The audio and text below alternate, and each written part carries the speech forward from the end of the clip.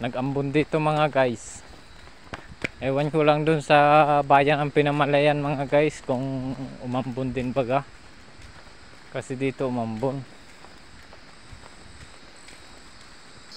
Ayan mga guys, kita pa ang bakas ng mga gulong ng motor na mga umahon dito. Ayan, medyo maputik pa mga guys ating daan.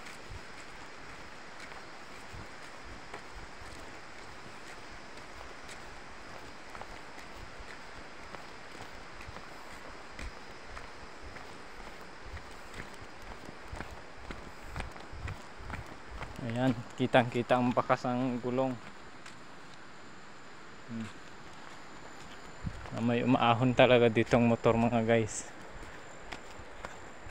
Umuwi sa bundok sa bahay nila kahit gayan ang daan dito.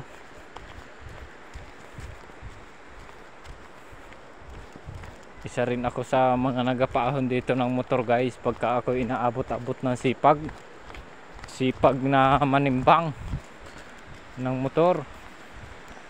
Pero pag mga tinatamad guys, wag na mga has. Ayan mga guys, ang ilog.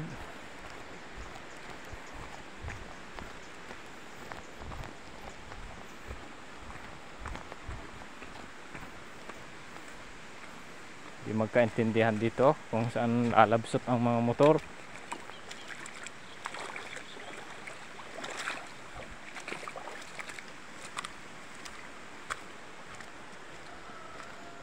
Sobrang putik.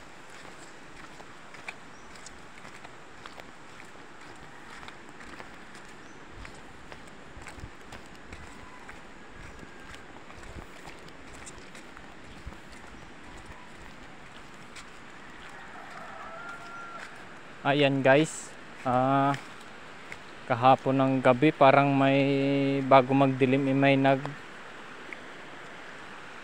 hindi ko lang malaman kung live ba o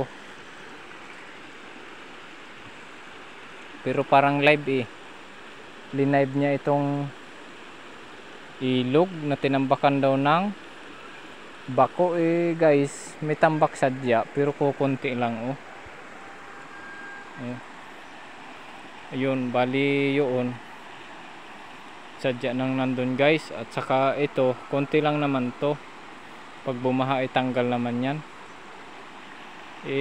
Ang sabi nung bahay dyan sa kabila, tinambakan daw ang daan ng ilog at baka kawawa daw yung lupa nila.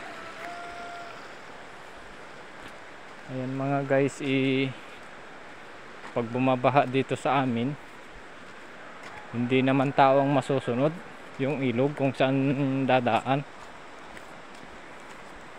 Maliit lang dito guys ang baha. Pag bumabaha,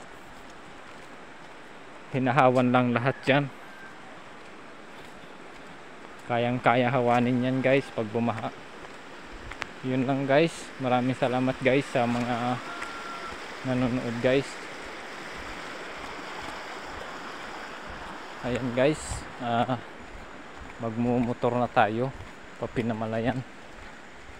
Ito yung gamit nating motor guys.